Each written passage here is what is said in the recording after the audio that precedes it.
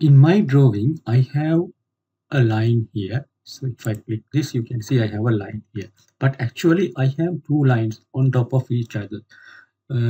But I don't know there are two lines. So to know how many lines are there in this, we can do it by turning on the selection cycling option in Civil 3D or AutoCAD. So to turn on that one, type selection cycling on the command line. So usually the value is 0. You can set the value to 2.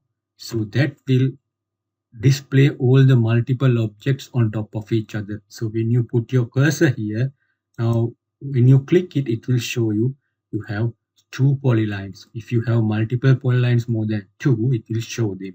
So if you want to see these multiple objects, you can turn on selection cycling. So if you want to turn off selection cycling, you can go to here and select this option, selection cycling. So it will come to here. So it is currently turned on. So if you want to turn it off, you can click this one. So it will turn off.